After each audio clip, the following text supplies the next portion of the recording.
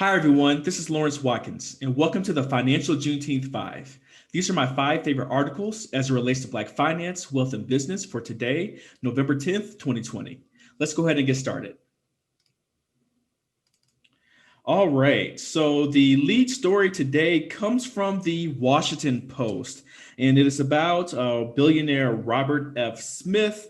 The headline states, "A dodgy deal helped make him a billionaire. It worked until now."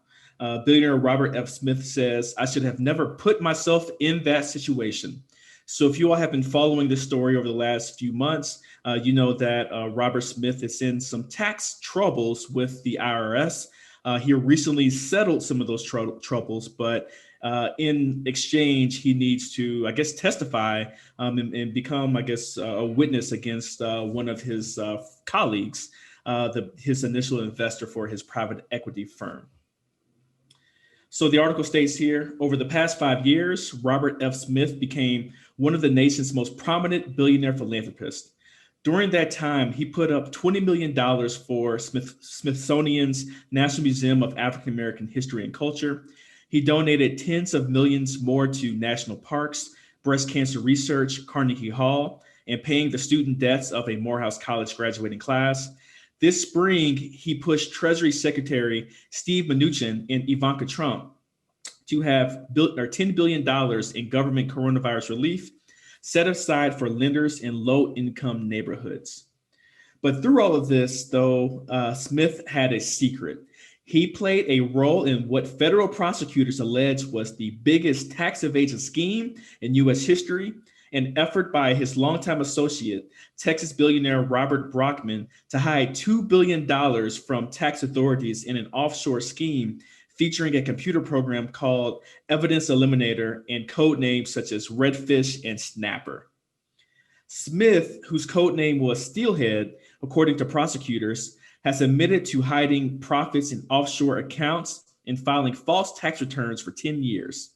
He is cooperating with investigators and faces no charges. But his complicity in the alleged tax crimes has stunned the many who had seen a role model in the charismatic 57-year-old entrepreneur, often ranked as the wealthiest Black person in the United States. It goes on to talk about how Robert Smith first got his money for Vista Equity Partners. It states, Brockman's offer set Smith up with his own private equity firm, Vista Equity Partners, and more than $1 billion in capital to invest, according to Smith's statements to prosecutors. That arrangement eventually allowed Smith to become a billionaire himself. But the partnership also entailed an offshore trust to willfully conceal $200 million of Smith's earnings to tax authorities, according to Smith's agreement with prosecutors.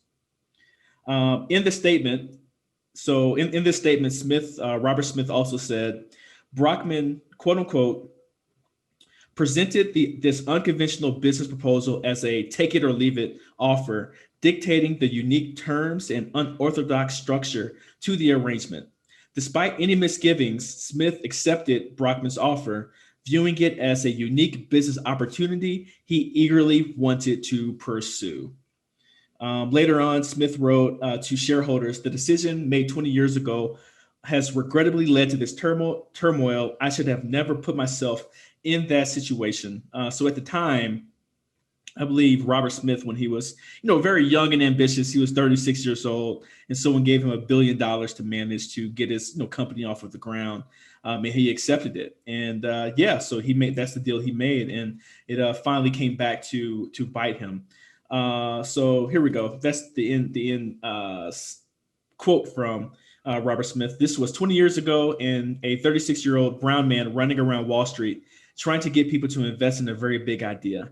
Not a lot of takers. Then he gets $1 billion investment. That's how he built an empire that made him $1 billion. I'm not exactly sure who said that. Someone named Thomas. I'm not exactly sure.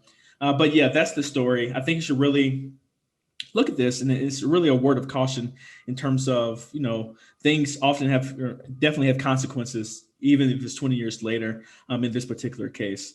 But you should definitely check this article out from the Washington Post about billionaire Robert Smith, really the richest black man in the country of the United States. So check that out today. The next article today comes from Crain's New York Business. So I'm reading it from my Feedly account because Crain's, I believe, has a paywall set up, but I don't have an active subscription to Crain's, so I'll read it from here instead. The title is Investment in Infrastructure Lifts Minority and Women-Owned Business. So based on the financial stress before the pandemic and limited access to capital and credit, minority businesses tend to face structural barriers that make it harder to run and scale an enterprise successfully. Investments in minority and women-owned businesses can have a direct impact on the economic foundation of these communities through job creation and support for businesses that create workforce opportunities for people of color. Here's the stat. So an imperative step in New York's recovery is to get people safely back to work. While the country is averaging around 8% unemployment, the city's rate is twice that. Significant investment in infrastructure is a proven way to spur economic recovery, the article says. But investing in infrastructure is also an investment in minority and women-owned businesses. The state's adoption of the Minority and Women-Owned Business Enterprise Program brought a much-needed focus to prioritizing business procurement from professionals who face a lack of access to capital and opportunities. MWBEs won more than $2.93 billion in state contracts during the fiscal year 2018-2019, $1.77 billion, or 60% of which came from contracts in the construction services. So that's interesting. So there's about $3 billion pie for minority and women-owned businesses. And about 60% of that came from the construction industry. So I'm curious how COVID, really impacted or was impacted by that, and what's going to be in the future for minority and women-owned businesses moving forward. But the article goes on to state, simply put, here's the main point, I guess. Simply put, investing in infrastructure is a commitment to MWBEs, and in the midst of and after the pandemic, assisting these businesses is more critical than ever. The Building Congress is committed to furthering our support for minority and women-owned businesses in our industry to ensure that economic recovery includes those who are too often overlooked. And this article was written by Elizabeth Velez and also Carlo Cesura, I believe, and he's the president of the Building Congress, and she's the chair of the New York Building Congress as well. So I assume that has those are two organizations that have to do with the construction industry. The next article today comes from Technically. So it's one of my new go-to publications. It was written by Michael Butler over at Technically. The headline states, employees must feel secure when discussing difficult topics at work. A traumatic year, including police brutality and a stressful election, has raised awareness for companies' needs to give voice to their employees' lived experiences. But there are better ways to do it.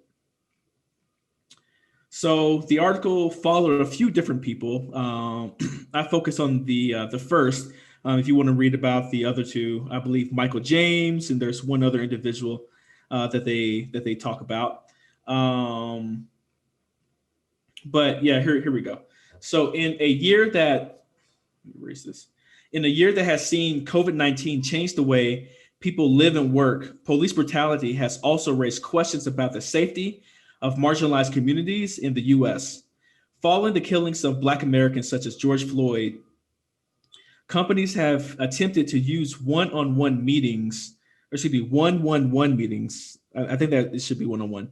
Use one-on-one meetings and more transparent communication to better engage employees on difficult topics. So they follow Roger Campbell II, who is a Black technologist.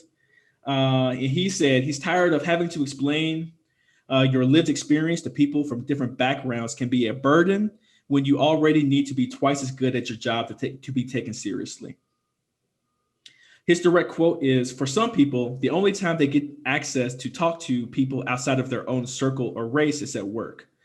If we can conversate where we have a level of middle ground, we can start to see each other as people. At the same token, for Black and minority people to educate people at work can be a lot." He's currently so it gives a little bit of background about Roger Campbell.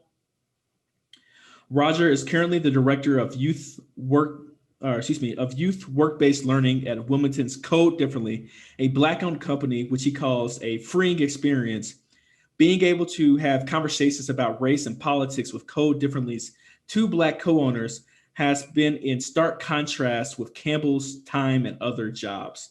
For years, he said he had to frequently tailor his comments so that so that he would not create an uncomfortable moment for his peers and ultimately come off as the angry minority. But yeah, so this article goes on to talk a little bit more in regards to Black people navigating that work relationship and that balance in terms of showing who you are and educating others around what it truly means to be Black, but having that to be a tiring aspect of life that you wouldn't want to have to persistently bring up every single moment of every single day. But the article ends up by saying, using consistent, open communication, leaders at companies can make employees feel more supported and build a more person-first environment during a time when many professionals are seeking empathy. So check this article out from technically.com today. The next article is an interview, and it's from Think Advisor. So I believe this is like a wealth management, professional wealth management publication.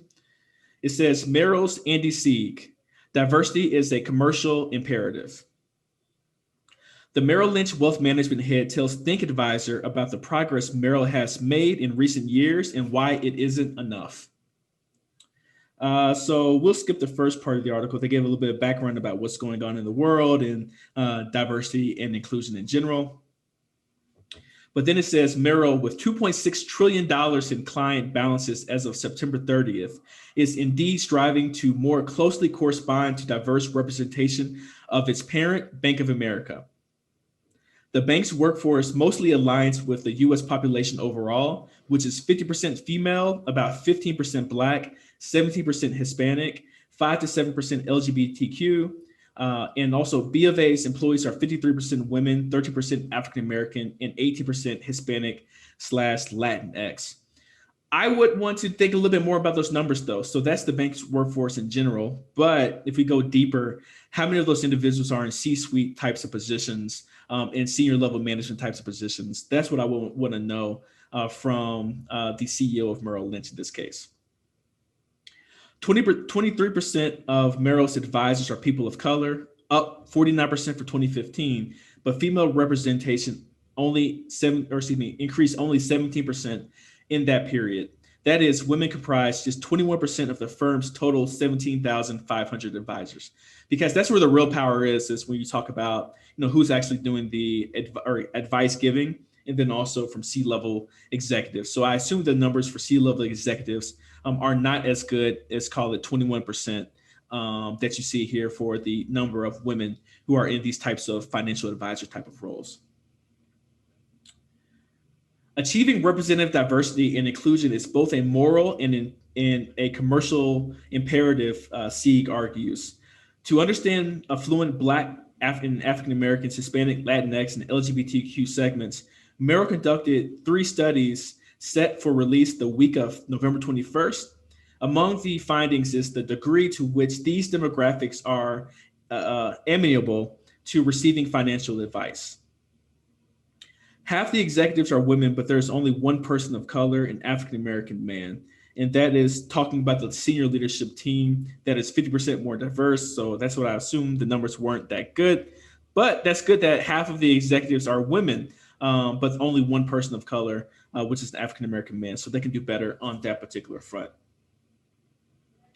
When Sieg was appointed Merrill president in 2017, he immediately made changes to how the firm assesses performance of its market executives, formerly called branch and complex managers.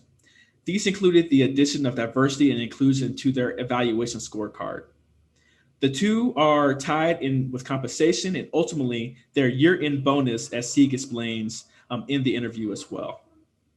In an interesting stat to end this particular article, in 2015, the number of Black and African-American FAs was 390, so I assume they mean agents, and it's now 780.